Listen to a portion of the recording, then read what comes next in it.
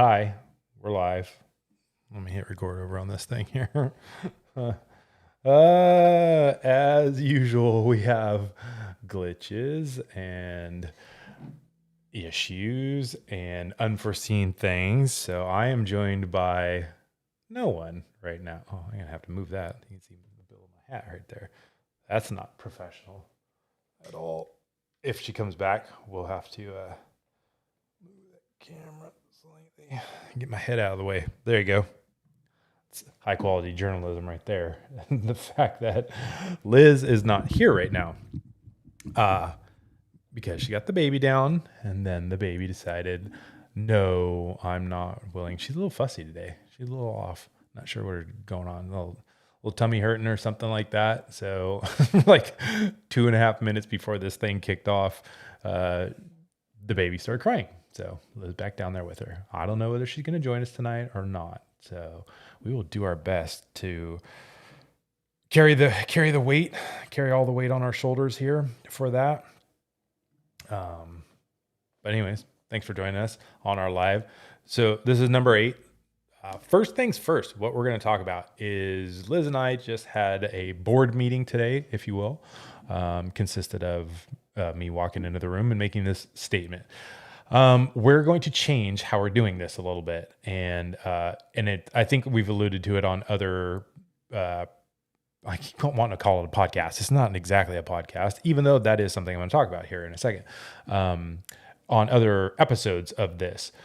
So our whole goal for this program was to do a live interaction. And so based on our schedule, our days are fairly complex. And then with the complexity of the baby, we never know when we're going to be able to do this. So we kind of decided, well, we tried 7:30, that wasn't working. Well, we tried 7, I think even earlier. And then now we've pushed it to 8.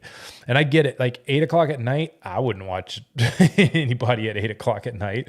So I totally understand. And then our friends that are on the East Coast or elsewhere in different time zones, it's a super big struggle for anybody to join us. And then what really prompted this is last night or the night before, I jumped on, because I hadn't watched any of these back in quite some time, and I wanted to see like what the quality looked like, what our audio sounds like, all that good stuff. Speaking of, make sure I got that. And even though I have my damn internet like literally plugged in straight to our router, it's just got that like webcam look to it. It's just kind of grainy, and the shit part of that is like, we got nice cameras, we got nice lenses, we've spent money to make all of this fun stuff happen around us, and that quality on the replay for the YouTube, the live, just isn't tremendous. And which is fine. I don't mind that in and of itself. But if it's not a live interaction, just simply by the time that we're doing this and people aren't getting a chance to interact with it live and they're digesting it later, what I told her was like, we have discussed this before. And I finally just said, let's not do this. Let's not do this live. Let's not put the pressure on ourselves to make all this happen and worry about when the baby's crying and all that stuff. Let's just record these as it works for us. With our cameras, with a setup. It'll look very similar to what we're doing right now. I think we're going to stage it a little differently, but we can cut back and forth, and then we can still have the discussion, because it's just her and I having this discussion, because there isn't a live interaction on this stuff. And because there isn't a live interaction on this stuff, as I'm looking here to see if there is any live interaction on this stuff, because there's not a live interaction with it, then it's just her and I having a conversation. So why not her and I have a conversation, and we can control what we need to do. And if we need to get up in the middle of it and take care of the baby or do something like that, we can do that. And then I can edit that together. Multicam edits, and really not that hard. And then we'll just post it. We'll make sure it gets posted weekly. We can do a couple of them at a time. And then I'll be honest with you, promo wise, I've been doing a super shit job of that. I've been really behind.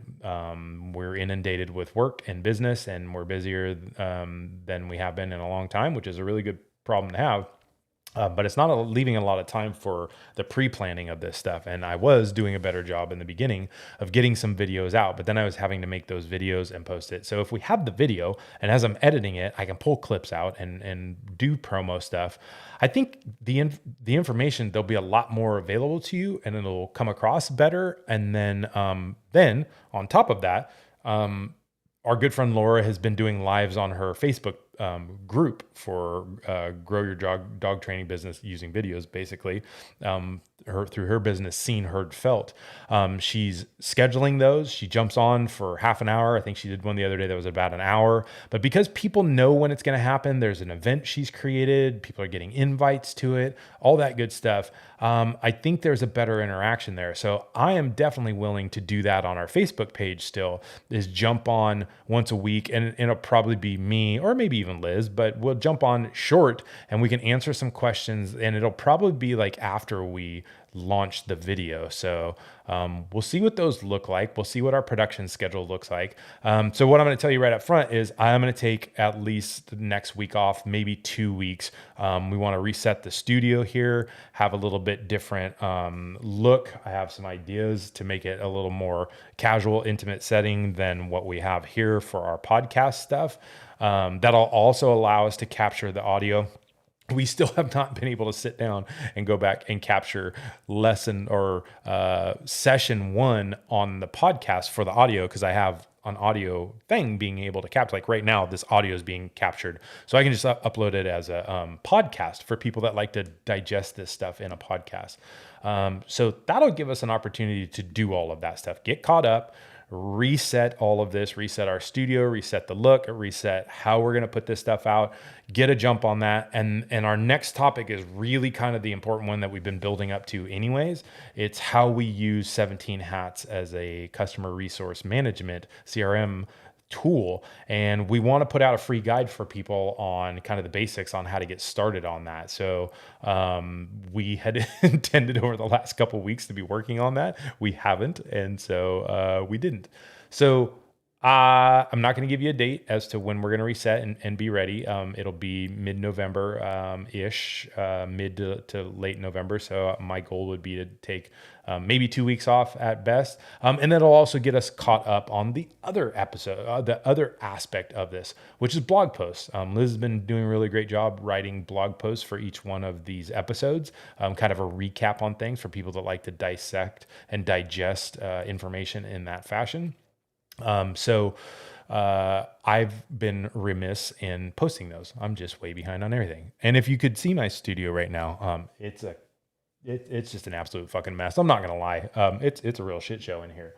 So I can unbury that, unfuck this whole room, and get my shit in gear and act like a big boy and get this stuff all dialed. So that's our plan. That's what I think we're going to do. I think it'll make sense for people in the long-term fashion. I thought this would be a great space, and I jumped over to a channel that we've spent no time growing and had the audacity to believe that people would show up here very late in the evening and interact with us live the way that they were on Instagram and things like that. And it just didn't happen, and I don't blame you.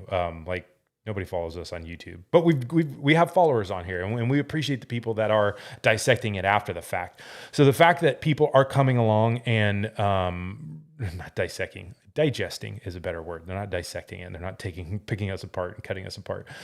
We do see the viewership. There's a lot of people that are viewing this after the fact. And I really like that. And I appreciate that. So what I want you to see, what I want you to benefit from, because you're digesting it and soaking it in after we've already posted it, what I want is for you to get the full production value. I'm really bummed that the live stream kind of cuts down the quality of this stuff versus what it actually is. So if we just record that and then post it, upload it, you should see a better quality all the way around. That's what we're going to do. So tonight's topic is paperwork, contracts, and aftercare.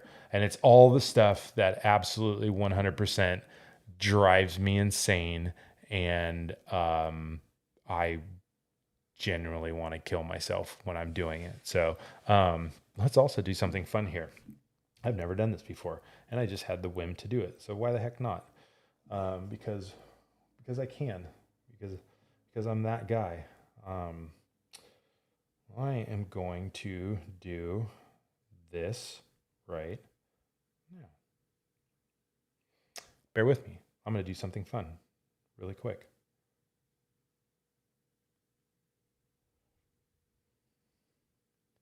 I am going to do a live on Instagram while I'm doing a live on this. So we'll see what happens.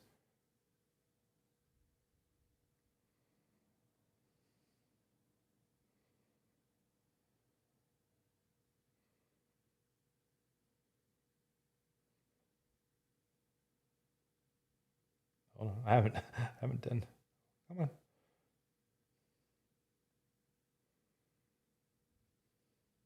I haven't done a live on Instagram for a while, so apparently they've changed some of the stuff here.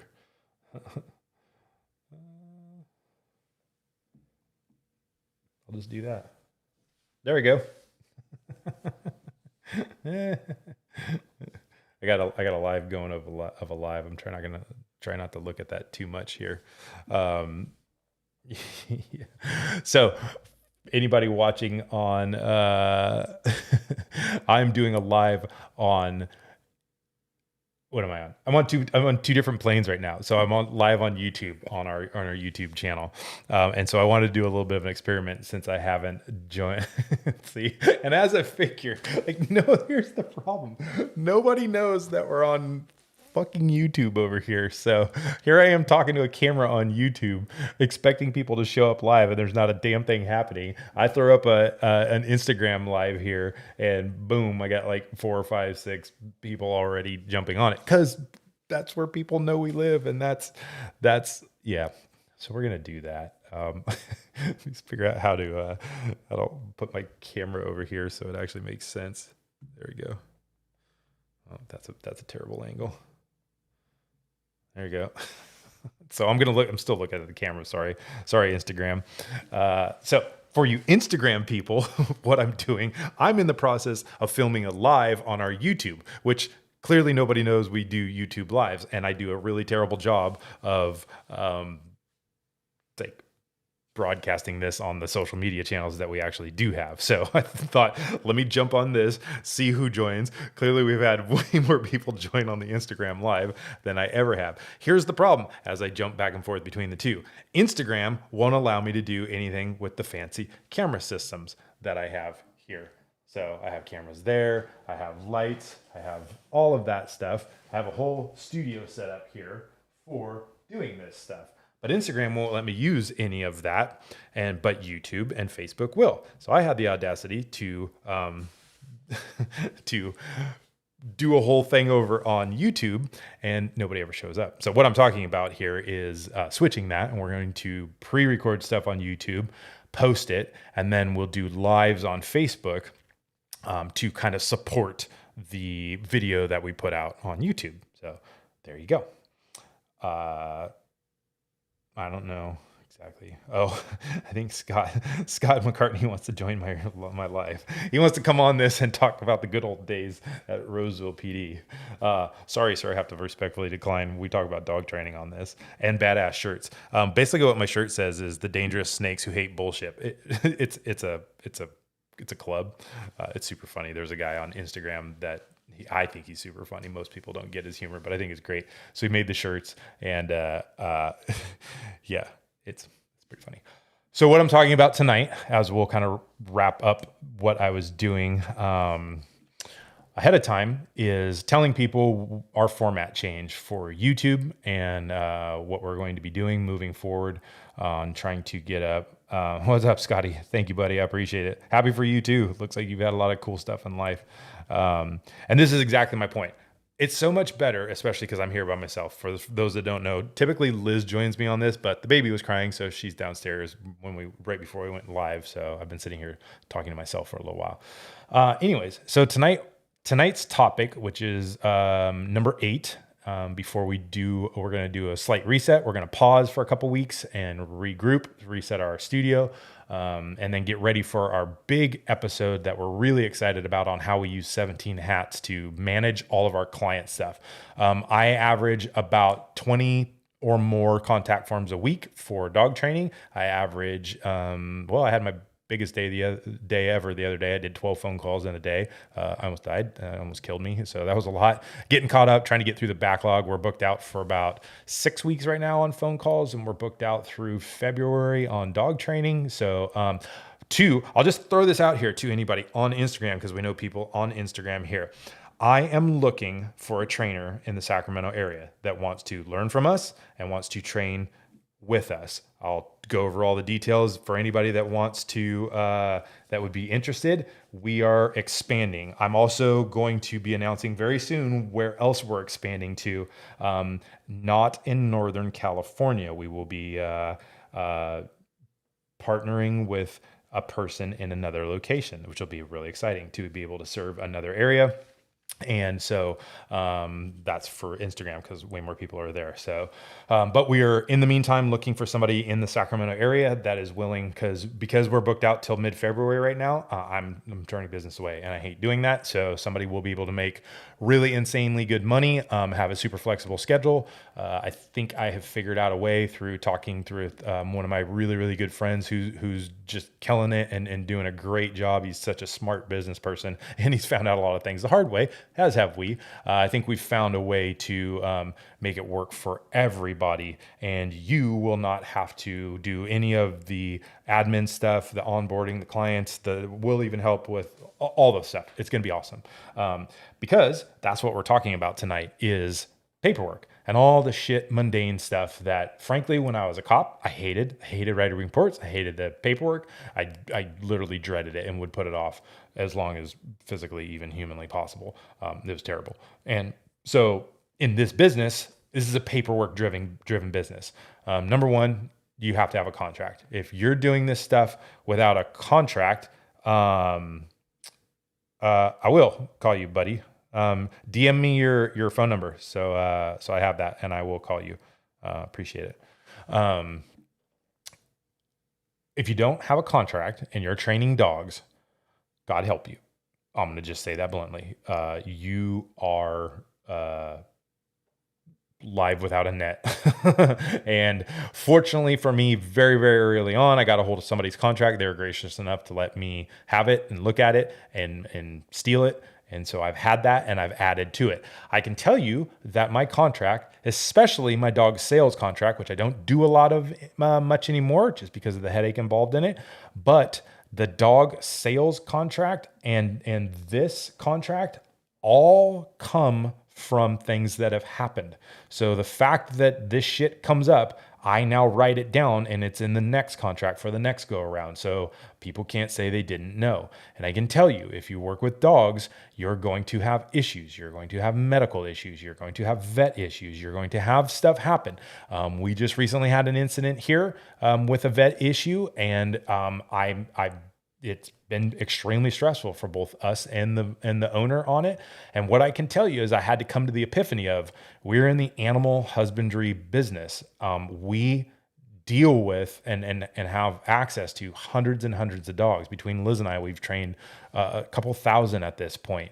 And so, that's unfortunate. That being said, if you have that many dogs running through your program and you have lots of stuff going on, these issues are going to pop up. Things are going to happen, and your contract is first and foremost what's going to cover you there. So, but even before we get to that, I think it's incredibly important to lay out on your invoice, what is the scope of work. So the way that this works, I talk to somebody on the phone. We get a sense of what program they're going to be in. I describe the program to them. I tell them what's included. I tell them the pricing. And then right after I get off the phone using 17 hats, I send them a quote is what I call it. So it's an invoice for whatever service we have. And we've talked about that in past episodes, what our packages are, what we sell. But it's either going to be a puppy program, our private training, or our board and train. And it's either 3 or 4 weeks on the board and train. specifically for human aggression on the 4-week one. That invoice is our first line of defense that covers what is in it. So it recaps what I've told them. It tells them what's included, tells them the length of time. Even though I call these 3 and 4 week sessions for the board and train, they're not. They're a program that lasts anywhere from on the 3 week, anywhere from 19 to 23 days. I give myself a little less time and a little more time. Based on the schedule at the go home, they need to know that the dog's not going to come home right on the 21st day. It probably won't happen. So I want them to know that it's going to be a range, a little less or a little more, just depending on what our schedules look out. I recently had a client that's like, well, the dog's going to be there for 30 days and you're trying to bring it home at 27. Well, that dog, they live almost 6 hours away from me. That I got to bring the dog home when I know I'm going to have space. And so I picked a date that I knew I could do overnight travel to them because that's what it'll require. And that person, I'm not sure how they felt about it, but they were definitely questioning the loss of that 3 days. I referred them back to the invoice that they had paid and that they had seen and that they had acknowledged that it's not 30 days with the dog being here. It's a program that's a range of that. So that's my first line of defense on that. Also on our invoice, at the bottom, we have our refund policy, we have our deposit policy, we have all of that stuff. And I have the wording in there that by paying this invoice, the client acknowledges that this is what our policy on that is. So they know it. They've seen it. Even if they don't sign the contract, when they pay that invoice, it's on the bottom there. And I have kept people's money early on. Fortunately, I haven't done it very often, but very early on, I had a guy that paid for I think 3 weeks and turned around the next day and goes, I really have decided against it. I don't really have the money. And on the one hand, I felt a little bad, but at the other hand, I was like, well, you know what the program is. So I refunded almost everything except $500. But our refund program, policy, very hard to say those words. Our refund policy is very, very, very specific. It's you get X amount of dollars back. If it's over 30 days out, you get X amount of dollars out back. If it's under 30 days, you get X amount of dollars if it's 2 weeks or less, and then you get X amount of dollars, which is zero if it's at a certain point in time.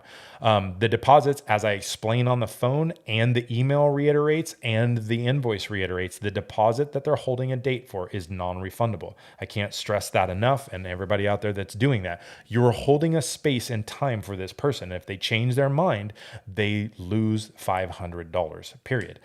They know that, they expect it. I have had a person come pick their dog up right after they dropped it off. They freaked out, just couldn't be away from the dog. We knew that, we expected it. It'll be under our dealing with difficult clients conversation coming up in a few more episodes. It's the only Yelp review that we have that we wish we could erase. It's that whole debacle. They knew they were losing their money and they were okay with that in the beginning, and then they just went sideways on it. But they said, we know picking our dog up that we're going to lose our money. We're hoping we could get her in some other time when we feel comfortable about it, but they acknowledge it because they signed everything. They know everything that it is. So the gray areas that I see people talking about all the time is because you've left gray areas. There's things that are happening to trainers that I see on the dog training forums all the time because you're leaving the ambiguity. You're leaving the gray areas there. You're leaving things open to interpretation and suggestion. There shouldn't be any, and you should be very clear whenever you have emails that are like follow up. Hey, what about this, this, and this? I make it extremely clear. This is what it is.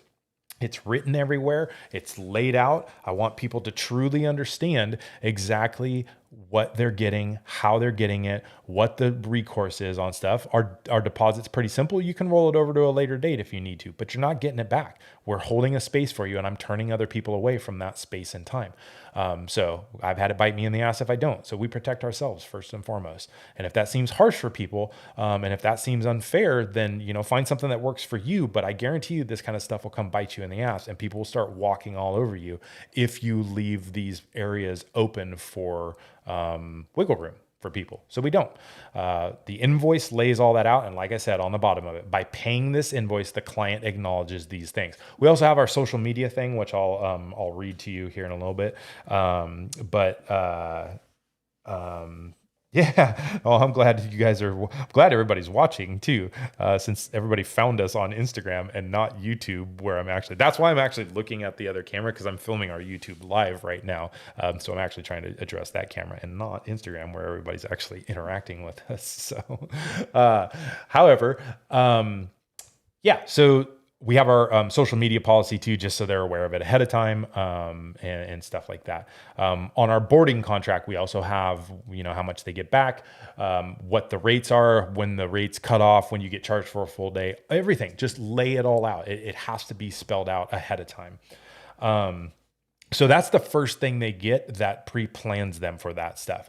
Then once they actually pay that invoice, and again, I put that stuff in the invoice. So if they never, because the way our 17 hats works for stuff is the invoice, the quote gets sent to them, they can pay it, and then it'll start sending them paperwork automatically. It sends in the contract and a questionnaire. So if somebody like hinks up and goes and doesn't sign that contract because they're like, oh, there's stuff in this contract that I'm not in love with, and I need to talk to you about this or that, or where they go sideways, it has happened.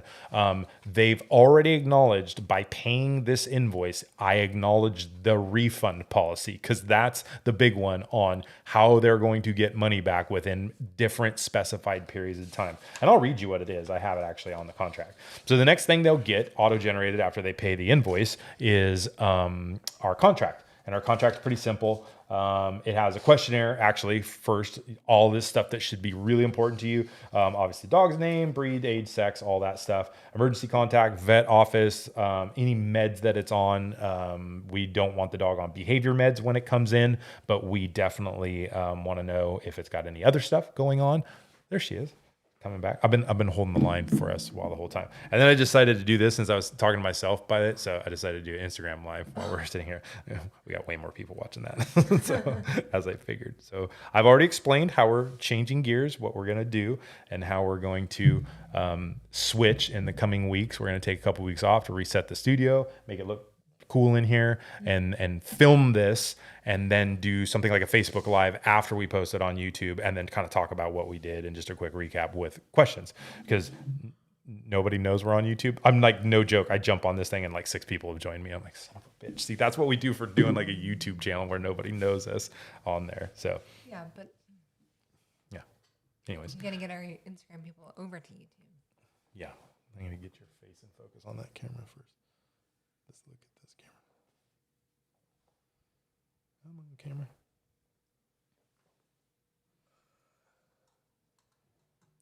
Baby girl's teething. Is she? Yeah, she's just not happy. The only way she's happy is if she's laying right next to me. Oh, well, I don't blame her. That is super nice. I gotta plug that light in since it just shut off on your face. Say something profound. Profound. Something profound. Not profane, profound.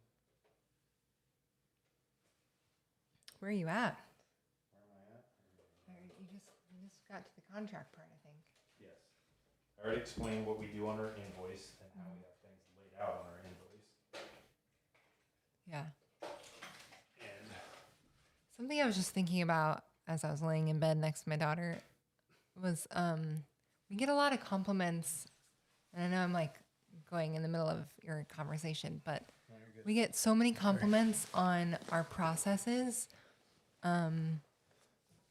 like how easy it's made it for people, how quickly they get things back. They're not having to wait days for certain things. They're not having to wait days to hear back to schedule a phone call, like all the things. Same thing with the photography business. Every time I have any sort of testimonial, it always touches on, she made things so easy. She was so detailed in the emails, and it's literally all the things that I put into place ahead of time. yeah. That we've done the same thing for Gold Hill Canine. Yeah. Well, we did it for Gold Hill Canine, and then you emulated it, and you realized how good it was. This business was around, and we were on 17 hats first, no? No, I did them at the same time. Oh, okay. Whatever.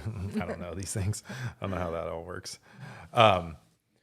Yes, I was talking about the contract, and that's great. That's great advice, Cal. I have put it out a few times to go over to YouTube, and it just takes time to build traction on that. We have like close to 4,000 followers on Instagram and not a lot on YouTube. So it just takes a minute to build traction on that. We have to talk to our people on Instagram about it. Yeah. I gotta have time for that. Yeah. Sorry. Drove 9 hours yesterday. Didn't have time for Instagram or anything else. I'm just complaining. I'm just being a whiny, tired baby today. So I'm going to talk about I have to make sure there's so many fucking cameras going on right here. I'll talk about our contract a little bit. I'm not going to go over like every line on it. But it's official. It's what the hell is going on with that? My computer is doing something super funky. Okay. So we have training services, we have payment terms, we have client cancellation. That's where this is verbatim on the bottom of our invoice. And it says that you can cancel for any reason prior to the provisions of the services, blah, blah, blah. The trainer fee shall be refunded as followed. Well, that's good enough. Those things are just not staying lit. The client has paid a deposit to hold a date. That deposit is non-refundable should client decide to cancel training. Any further training balance outside of non-refundable deposit to be refunded as follows. Upon written notice provided no less than 3 weeks prior to the provision of services hereunder, the following trainer fee minus any non-refundable deposit. Upon written notice, less than 2 weeks. That doesn't even make any sense.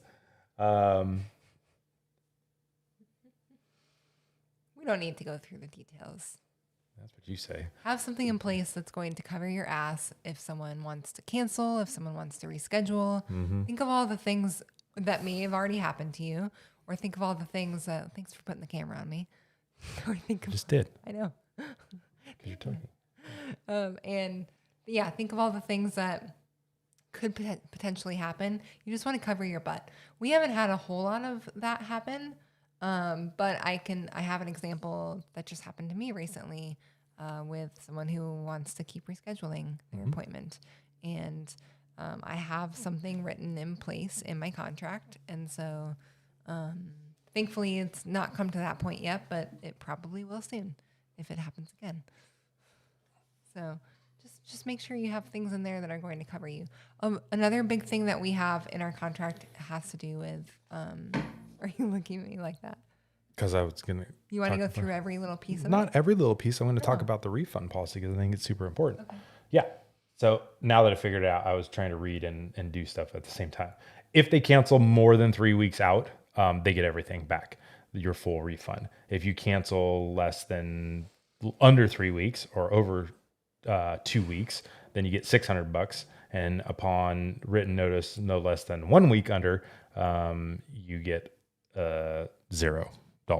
So it's kind of a sliding scale. You got to cancel farther out, basically far enough out for us to book another space on that. So you guys can determine whatever works best for you, right? Yeah, I mean, anybody can do that, whatever you want. But really, if you're under 3 weeks, you might struggle being able to fit people into those slots. People have, like the next people in line, they've already planned things around it. They might have planned vacations while their dog's gone. So you can't just assume that you'll call somebody that's on your next cycle out and go like, oh, hey, we had something open up earlier. And so you're potentially losing money. So if you're less than 3 there. Unless you talk to someone like the next day and they're like, I want to start as soon as you can. You can slide them in. But you're hoping on that. So we don't bet on future business.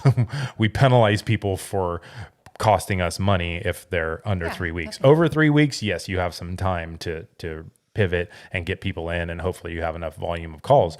But this is also covering you when you're in the beginning of a dog training business and you don't have 20 contact forms a week. You might only have the amount of dogs that you've booked, and your calls are slow coming in. And so it's going to take people a little while. So you might not have more than 1 or 2 or 3 calls in a 3 week period. So you can't guarantee that you're going to have business to do that. So then we have the media rights under there. It's super important that you have something like that, that you're basically telling them that you're videoing them, taping them if you're doing that, and you should be doing that. You have to have something where they know they're being filmed. obviously you're And going that to you're using it for marketing correct. purposes. Yeah. That's probably the biggest contention we've had come up on our contract, where people go, I'm not comfortable being filmed. You can film my dog. Some people are Totally okay. yeah. Some people are like, sorry, I'm just so much in the mode Want of me to like, go back downstairs? no, I'm just like used to talking. So for 25 minutes straight, that's the biggest thing where people have said, yeah, I'm not super comfortable with that part. And I always say that's fine. We even though we have that in there, we won't film you. If you don't want your dog posted, we won't post the dog either. Some people think it's a liability if their dogs bit people and stuff. They don't want us talking about it and filming it and stuff like that. And we totally understand that. We don't have to film every dog. And quite frankly, we don't do that a lot much anymore, but a lot of trainers do and need to have a lot of media out there and stuff. So having a media rights thing, really specific, and waiving any compensation. Let's say we become huge, giant internet sensations and we made money off of video, and people come along and go like, well, you have my dog on video and I want money from it. So no, you get nothing.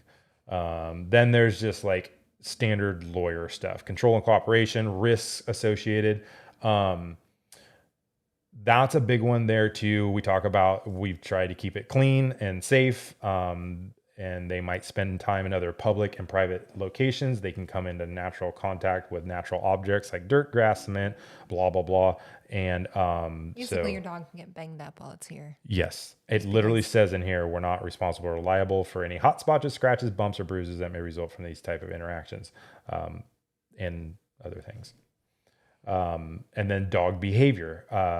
We are trying to do our best to find the behaviors that you've experienced and replicate those and work with them. That's not to say that we will see everything. That's not to say that we will encounter all the things that you have. So we have a clause in there that says that, and that we're not liable for the actions once the dog goes home. We didn't guarantee that the dog will never bite somebody again. So once the dog leaves here.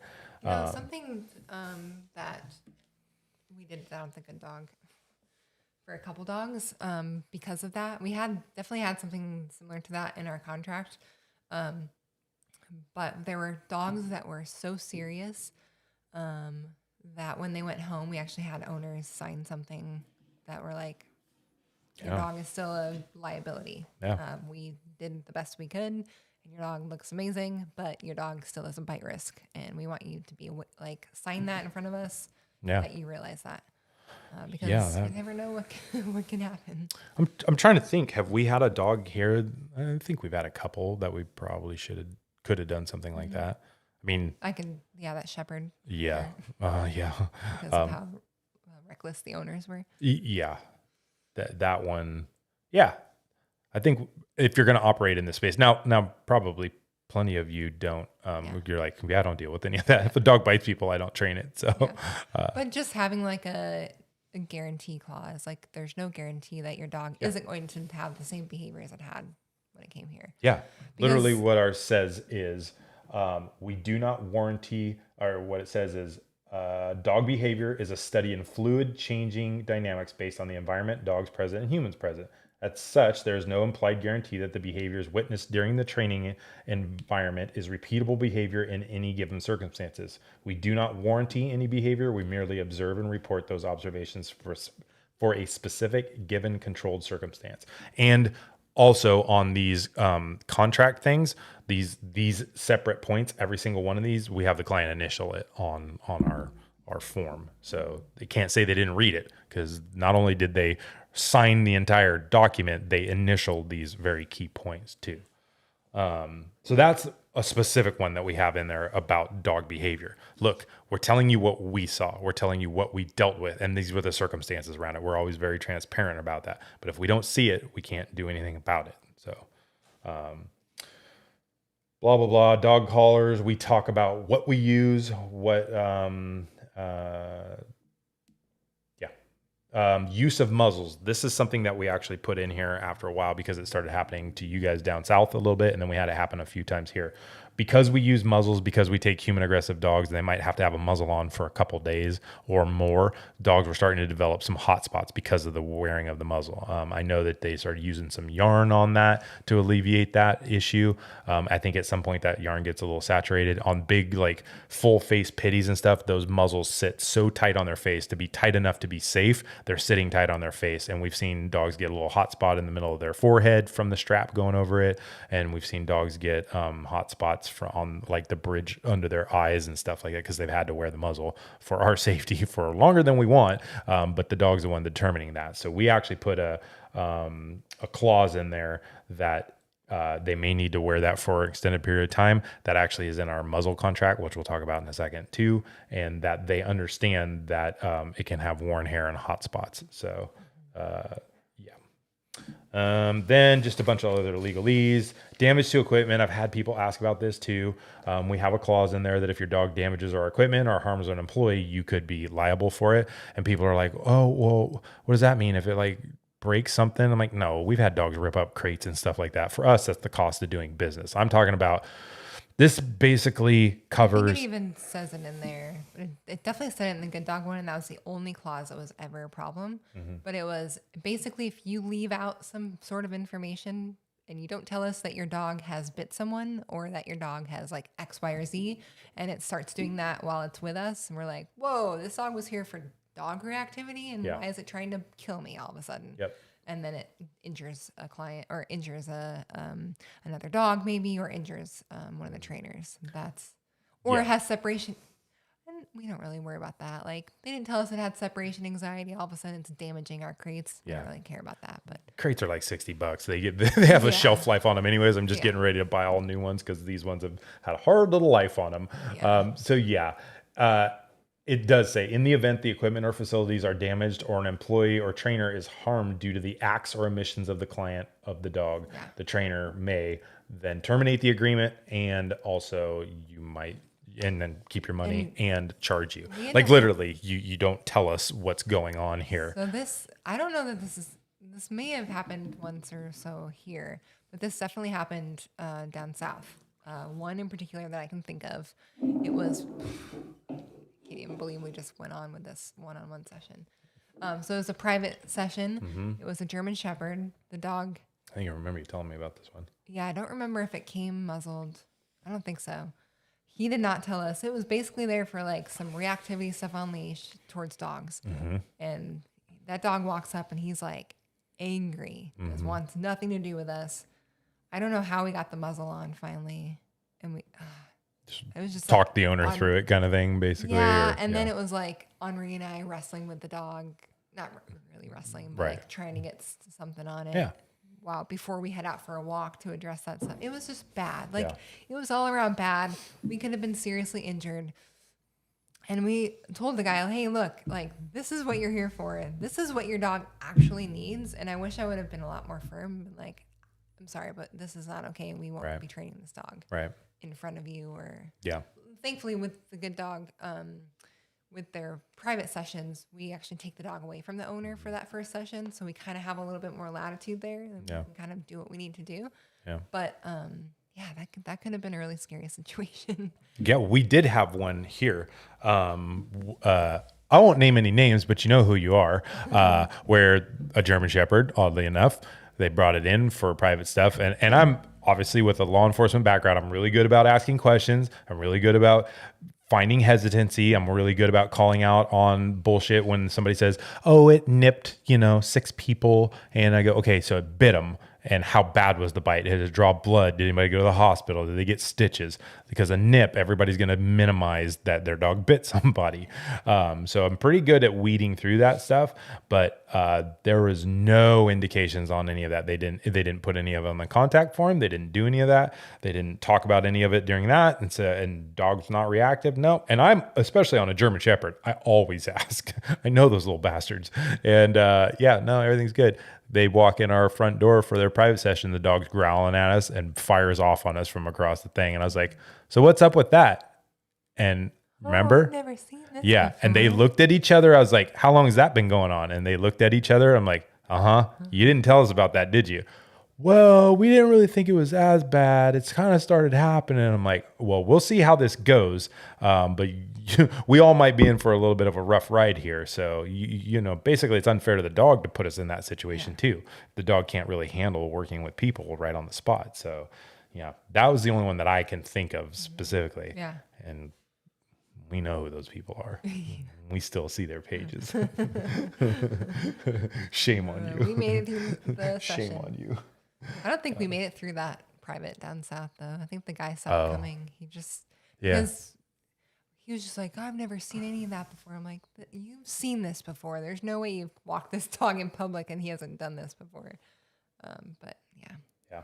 So make sure to cover your ass there. Yep.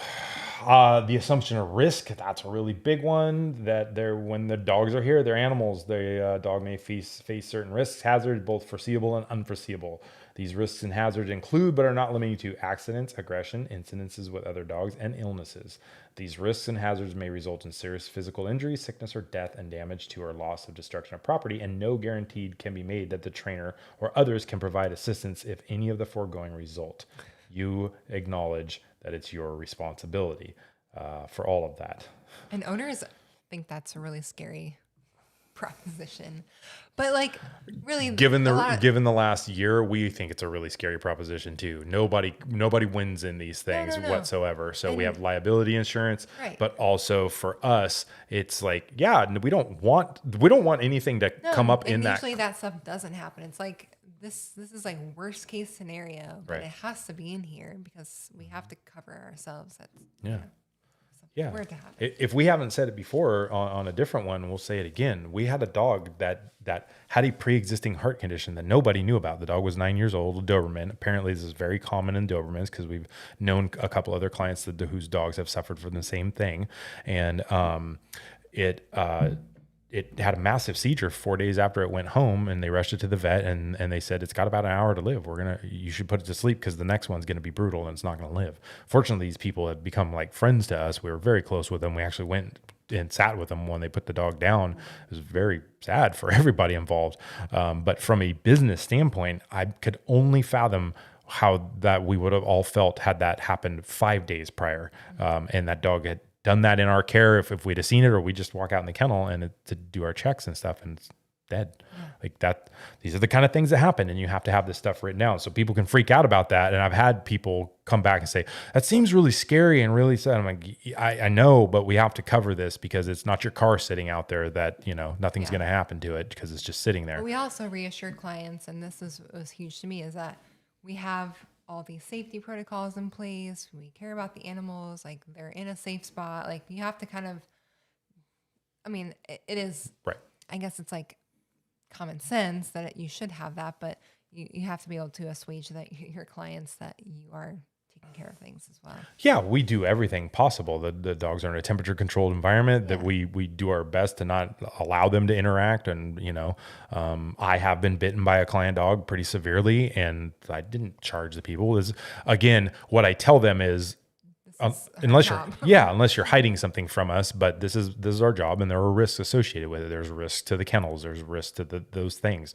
We know that. And there's unfortunately some risks to the dog, in the process of them like doing all of this stuff, they can harm themselves. Yeah. So we do our best, but we are also not dealing with bouncy doodles in group classes. Well, So how many dogs have like had their first prong collar put on and they start alligator rolling across the living room floor? It's like in like the puppy sessions in front of the owners. So you can imagine what happens with some of the dogs in here for a board and train. Like they're gonna get some bumps and scrapes. Yep. So that's our contract. That's what we cover in that. And if it feels like it's cumbersome and big, it's because all of that stuff has come up to bite us in the ass at some point in time, or somebody out there.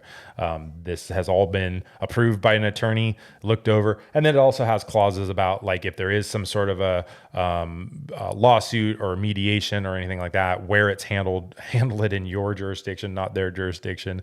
There's all kinds of legalese in there. So definitely consult with an attorney. If anybody wants to reach out to us and ask us for it, I have no problem sending it to people. I'm going to tell you right up front, you have to have an attorney verify it for you. I can't give it to you as though it's legally binding contract for you. Requirements. legalese. The next thing that they get, like I said, they get that questionnaire after the contract as well, and then they get drop-off instructions as well. What if they have to be muzzled? What do they get before that? Oh, good call. Well, apparently they get this Lux Imagery questionnaire as well as to what makes you feel special on your special day. We have a muzzle. And you wanted to put this in place. So we Correct. used to just send the muzzle video and instructions how to muzzle Correct. condition your dog. But some people just weren't doing what they were supposed to do. And so we wanted to make sure that they did actually see it, and that they're signing that they've seen it and that they're going to do it. So now we just have a little contract that they just have to sign that says they've received it and they've looked over it and they're going to muzzle condition their dog. I wrote ours based off of how many people in a row you had this happen at the Good Dog. That I didn't have it happen really at all up here, but I watched what was happening to you and I was like, let's be proactive about this. And I think I actually wrote it. Getting a lot of and last then minute, like, I'm filling you in a week from now. Right. Get that dog muzzle conditioned. But I watched what was happening to you and I wrote this and I think I shared it to you and then you started sending it out down there too. And then we, yeah. No contract there. Okay. Sure. Sure. Maybe I forgot. I don't know. Yeah, okay. You wrote it when I was up here. You wrote it when I was up here. Mm-hmm. Yeah. Why was that? Because now you're not there and you have clients showing up saying, we didn't know anything about a muzzle and their dog's not muzzled. And your staff is going, did they know about a muzzle? And you're like, well, I told them. Yeah. So but I never. So maybe it's anything. oh, okay. All right. Well, I'll put that on you then. Shoddy work right there. Doesn't fly up here. There was stuff in place, but there was no contract to sign. Okay. We have a contract for muzzle training. We have a contract that says this is it's the muzzle training thing. It has the same verbiage as our contract about what the muzzle can and can't do. But that if you show up and your dog can't wear a muzzle and we can't safely handle the dog, we're going to send you home. And then all of those refund policies still apply. So now there are some dogs out there where it's just kind of on the fence. You know, we're doing it as a precaution to be ultra safe. And people are like, we're doing the best we can. The dog doesn't exactly like it. I'm like, look, as long as they can come in and we can handle it for, the first couple hours, great. I'll be honest. There's dogs that slip that muzzle pretty damn quick and like within a few minutes and you're like, oh shit, here we go. But as long as everybody's giving it the college try, we just don't want people that, there have been people that just weren't super interested in it. So they didn't do it. I think that was a couple of feedback from some of the things that you had where it was like, yeah, I wasn't real comfortable with the muzzle. So they just didn't. And you're like, yeah, that wasn't an optional thing. You're supposed to do that. So we have a muzzle training. It's a separate workflow that starts in our 17 hats. We click it. That muzzle contract gets sent to them. It's a waiver. It includes the video. It says you acknowledge this and that you're going to show up with your dog muzzled. So we have all of that on file for the special dogs. And then what they get for board and train, and the same thing for privates and the same thing for puppies, is the confirmation of training. They get another thing now. So once they've returned those other documents, something else gets sent off to them automatically. It includes the dates, especially for our board and train. It has the date for the drop off, the time. Is she crying again? Jeez. Little saucy girl. I don't know what's going on. Every time she's waking up, she's freaking out that I'm not there. Her little tummy hurts or something. And so for us, it's our board and train confirmation, and it has contract. Again, they won't even get this confirmation for now until they've signed the contract. And then it says take videos of things that you're struggling with so we can see that before we meet you. So it's got a before we meet you thing. It's got the drop off, where we're at, the time that they're going to be dropping off, what to do if you arrive early. Don't get out with your dog. Don't be walking around our property. All that stuff. If you're running late, here's my number and Liz. If you're running 20 minutes or late or more, call us or text us. Otherwise, we may have to reschedule you. We don't always have the time to to have people just show up whenever they want. So we're on a pretty tight schedule with that stuff. So we have all of that stuff laid out. Again, the more information you're giving people before their dog even comes, the better they feel about it, the more professional you look. And this used to all be separate emails. So now it's all automated. And again, we're going to go over that on our next live as well. So it's super important to have that stuff for people, so they feel really informed. They know what to bring. Talks about how long the drop off is, what to bring, enough food for your dog's stay. We actually have a raw feeding clause as well. That's in something they get sent. I don't remember where it is, but it's in there. Oh, it's right here. Because raw feeding is a headache. We have to freeze it, thaw it, handle it, clean the bowls incessantly, clean the kennels, all the stuff, because there's like a super big contamination thing.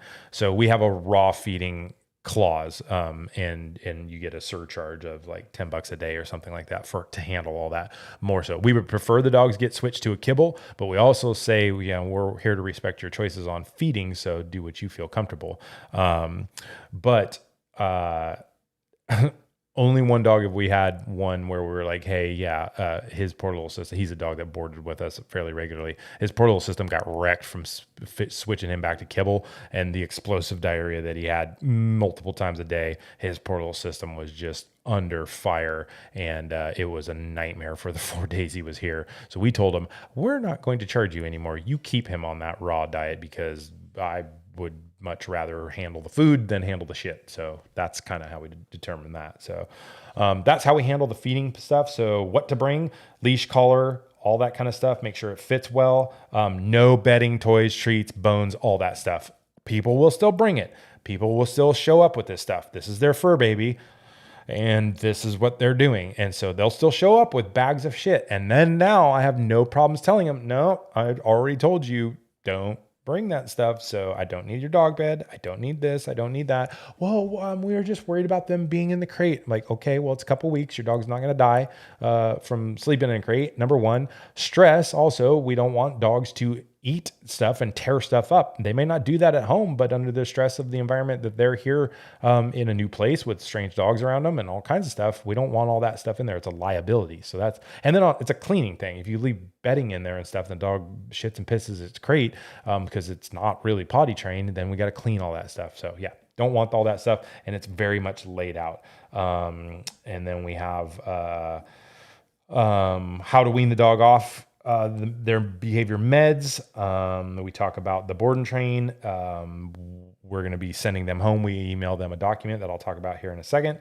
And then the go home with what the go homes look like, their first, second, and third, and look forward to meeting them. So all of that stuff is in a document they get set before they drop their dog off. When they drop their dog off, I have an intake form. So we go over stuff again. We verify the dog's name, age, the owner's name and stuff. This is where we get their actual physical address for where we're going to be taking the dog back, anything like a gate code on there. Then we actually take some notes to refresh our memory. If anything more has happened with the dog since we talked, we want to know that stuff. And so we just get some basic, like, again, what are the highlights? Why? And because it might have been like, at this point, it could have been 2 months since I talked to them on the phone, and I can look at their contact form and go, okay, yeah, the dog's doing all this, but we just want to get like a current snapshot of what's going on with the dog and why they're here. And then we'll also schedule their go home sessions. I write that down on that intake form. So I take that right upstairs, throw that in the computer. So we have that on our calendar for any other dogs that are getting dropped off on that rotation. Then that calendar starts filling up pretty quickly. So I have that all there. I have that all written. And then also on that form, I write down anything that they did bring, what their collar looked like, what their leash looked like, if they brought a muzzle, all that kind of stuff. I write down the description of that so we can make sure their stuff goes home with them at the end. So that's what the intake process is like. Then as soon as they leave, when we input those dates into our management system, they get sent an email. Thank you for dropping your dog off, blah, blah, blah. Here is our aftercare manual. So I'll talk about the aftercare manual. It's incredibly important that you have one. It's incredibly important that you have something that tells people what the dog is going through on a daily basis. Ours is pretty complex. It has a lot of different stuff in it. We've taken a lot of stuff that we've said over and over again and put it in there so people can start getting a primer on this. Liz made a bunch of great videos about the different exercises that we think are going to matter a lot to dogs, like how they get fed in their crate, how we let them in and out of the crate, how we take them in and out of the door, things like that. Those are actually on our YouTube channel as well. Anybody watching this can pop over to that channel and see what those videos look like. And so those are incredibly important to us. So our aftercare manual, it used to be referred to as homework. I hate homework. And so I didn't want people to feel like this is your homework and you have to do it. Now, that being said, we do give it to people. And I've had plenty of people that show up at the end and for their first session. And it's like, have you read that? No, I haven't had time. Well, you've had over 2 weeks. So that kind of tells me something right there. And so I know what we're going to be working with on the long term. And sometimes, sure. And then I kind of scold them a little bit and they read it before the next one. And then we kind of go over that again. It's just another way for them to get the information. I'm going to cover most of it anyways, but it's just a way for them to get information ahead of time. And some people digest that stuff better. Some people are more of a reader. And then I love people that we just had in recently. Their dog is still here, actually. They came in, they had a litany of questions. They said they read that thing every day and study it. To me, that shows somebody that's super invested in the process. They're serious about this. They're doing everything on their end. And so I like seeing that's a prepared client right there. And so that's valuable. So I feel, especially for the price point that we're at on this stuff, I feel like the least I can do for them is provide them with something like that. So we're actually in the process of revamping that as well. We're going to be adding more video to it and a lot more information in there as well. But that's super important. Our aftercare manual is something that we really, really pride ourselves in having created. It's many, many pages long, and it's a lot of information for the owners. And it's a reference point for them to refer back to as their dog goes home and transitions back into the home and what to expect after training. A lot of stuff. So there's a lot of information in there, and we really feel it's really important for them to have that. Then what they get after they dog goes home, we have an auto thing that we schedule a email that says it's about a week after the dog goes home. It says just checking in on you. It's an email and then it has a PDF attached to it. Just checking in on you. So check your email for group walk dates. We got ourselves a Yelp page. Yeah. And then it's got some bullet points. My dog isn't responding to the e-collar. Just some things to check on that. My dog has irritation on the neck where the collar goes. Is the e-collar burning its skin? Things that we've had questions on after the fact. Blah, blah, blah. And then, you can always put a leash on your dog in the house. Always take time to attach your dog's safety clip or carabiner. I'm not going to read it all.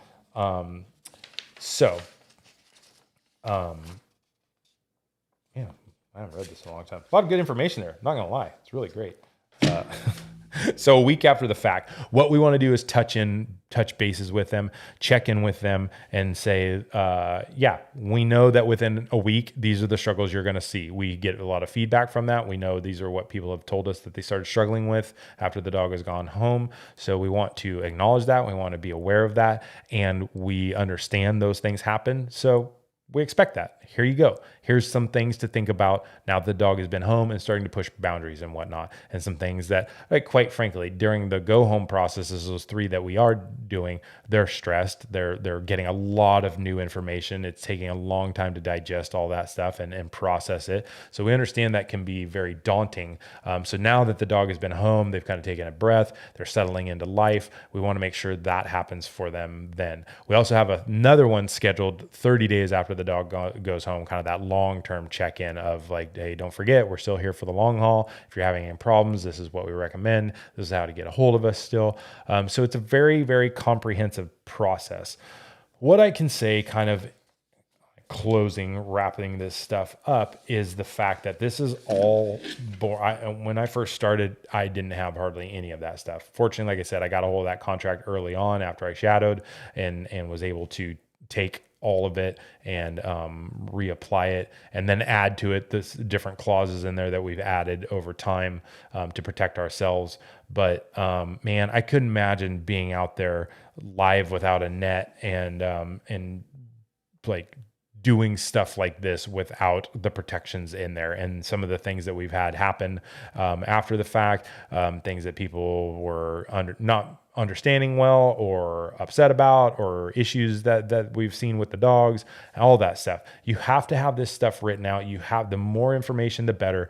Again, we're not charging small money here. We're charging thousands of dollars for this stuff. So having the people feel like they're well informed, well educated, everything's transparent. I would rather answer questions for people on the occasion that somebody's like, hey, I'm really concerned about this clause in the contract. I'd rather discuss what that is and why that's there. And frankly, if people are that freaked out about the contract, okay, well then we don't train your dog. If that's the problem, I'm not going to subvert our processes here. We have them in place for a reason. It's to protect everybody. It's to protect the owner as well. They can't say they didn't know this stuff when it comes to the end result of everything. So I want that stuff laid out very, very clearly, and them to be informed at all processes, at all steps of the way. And so it's really helped improve our professionalism. It's helped improve our customer experience. Like Liz said earlier, unfortunately, she had to go. It looks like she's going to be done for the night with the baby. Like she said, it's really helped people feel comfortable. It helps her in her current business with her photography. People are just, you get more information. It's professional looking. It's a statement about your business and how much you care, versus like, yeah, here you go. The contract thing, I used to just have them sign it when they came in to drop the dog off, emailing it to them ahead of time. I didn't really have that many people that like printed it out and signed it and stuff. So I just always had one on hand. At the bare minimum, you can do that. When they're dropping the dog off, they're signing that stuff. I prefer to email it to them ahead of time, but then you got into sending a lot of emails and stuff. And again, our next live, or not live, because we're changing our format, but our next topic is going to be about 17 hats and how all of this stuff is automated, and it just saves so much time, and it's so great. And I can't say enough good things about that. That's why we're super excited to have that on our next broadcast. So that's all I got, man. I've been talking now for the better part of an hour about on my own. That's a lot. I think I've said what I've had to say on here. So yeah. Be detailed, be thorough. More information than less is better. Have a contract, for God's sakes. Have an invoice with everything very clearly laid out. Make sure that people understand what they're paying for, what they're not paying for, what's included, what's not included. All of that stuff, having it all laid out very concisely, will save you headache in the long run and save the stress of, oh my gosh, now we have a problem and these things happen. Again, I look at a lot of dog trainer forums. I watch a lot of people talk about issues that they're having with clients canceling and they didn't pay. Well, number one, you should be getting payment up front. And then, they want refunds, or they want this, or they want that. Anytime I see any of those questions, like I said before, it just says that you didn't tell them. You didn't have that stuff laid out. The fact that I have a contract where all of the main points in there, the things that matter the most, they're initialing those points in the contract. They have to acknowledge that they know that these things apply to them. And then they can't say they didn't know, because you initialed it. You didn't just sign the entire contract and go, well, I didn't read the fine print on there. No, you have to, because you have to initial it. So you can't actually go on in our program. You can't submit it unless they're all initialed. So that stuff really, really helps you. I hope you found a lot of value in that. I hope you found value in how we've been doing these things. Like I said, to reiterate for people just join us here on Instagram, we are going to be switching these formats. We're not going to be doing the YouTube as a live thing anymore. We're going to pre-record it, post it, and then we will do a live somewhere else, most likely on Facebook, so we can take advantage of technology. Like I said, the technology from Instagram does not allow us to do anything fun as far as how the feed comes in and stuff. Hold on a second here. What is that? Oh, that's a request to join. Never mind. There's some new features. There's some new buttons on Instagram here that I didn't know. So I was like, ooh, can you actually add cameras? You cannot. You can't do that the way Instagram streams, because it's kind of mostly a phone operated thing. Whereas Facebook and YouTube are not. You can use them off computers. So we're able to live stream stuff off different cameras. Here, there, Liz's camera, all that good stuff. So we want to take advantage of that technology and what we have. So that is how we're going to do it. We're going to just pre-record that stuff, and then we're going to do a Facebook Live. Most likely we'll announce when that stuff is happening so we can start to have questions after the fact, because that was really fun. It's actually cool to jump on Instagram here. It's the first time I've kind of done a combined live, and had people like talking and doing stuff. I'm like, yeah, see, that's what it's supposed to happen. We haven't had that happening on YouTube. And so we're missing a little bit of the flavor off that. So we're going to pivot, readjust ourselves, take a couple weeks off to reset a whole bunch of stuff and get back at this. So thank you all. Appreciate it. Thank you so much for joining us on this journey, and watching us grow and morph and navigate the challenges of trying to do this very late at night with a baby and all of those things. So thanks. We appreciate it. And we'll chat soon.